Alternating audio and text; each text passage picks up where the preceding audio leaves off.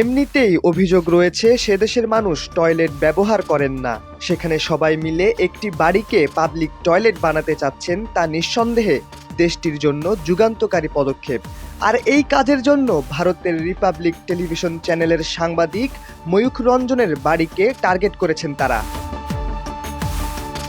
এক সমীক্ষায় দেখা গেছে ভারতের প্রায় ৭০ কোটি লোক এখনো প্রকাশ্যে মলমূত্র ত্যাগ করে, আর এই সংখ্যা বাংলাদেশের মোট জনসংখ্যার ৪ গুণের বেশি।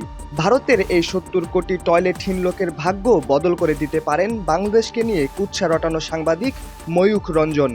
বিজাতি তত্ত্বের ভিত্তিতে দুটো দেশ ভাগ হলেও বাংলাদেশকে নিয়ে আজে বাজে আর মন গড়া কথা বলে আলোচনায় আসেন ময়ূখ রঞ্জন। ভারত বাংলাদেশের সম্পর্কের ক্রান্তিকালে তিনি যেভাবে বাংলাদেশকে সরাসরি ট্রল করেছেন তা কতটা সাংবাদিকতার এথিক্সে পড়ে তা আলোচনা সাপেক্ষ। তাই ময়ূখকে চিনতে ভুল করেনি ভারতীয় জনগণ। বাংলাদেশ ও ভারতের বাণিজ্যিক হাব হিসেবে ধরা হয় পশ্চিমবঙ্গকে। বাংলাদেশিদের একটি বিশাল অংশ ব্যবসা বাণিজ্যের জন্য ভারতের এ রাজ্যটিতে আনাগোনা করেন। এতে লাভ বাংলাদেশিদের নয়, লাভ ভারতীয়দের।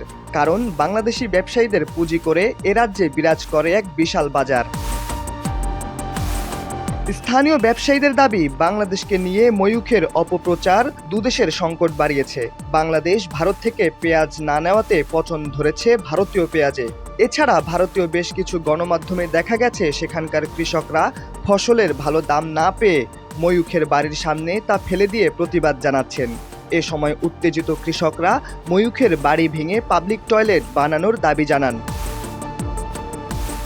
ময়ূখ ভারতীয় গণমাধ্যমে একজন পরিচিত ব্যক্তি। পশ্চিমবঙ্গের বিভিন্ন সেলিব্রিটি ও টেলিভিশন ব্যক্তিত্বদের সাথে তার ওঠা বসা। তার ফেসবুক প্রোফাইলের লেখা পড়লেই তার ধ্যান ধারণা ও দর্শন সম্পর্কে জানা যায়। তার শেয়ার করা ছবি দেখলেও বোঝা যায় তিনি কেমন মতাদর্শ ধারণ করেন।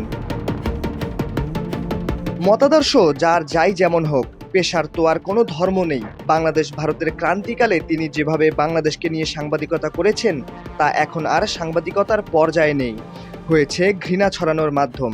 আর তার জবাবও দিয়ে দিচ্ছেন ভারতীয় কৃষকরা। শাহরিয়ার আহমেদ, দৈনিক ডেস্টিনি।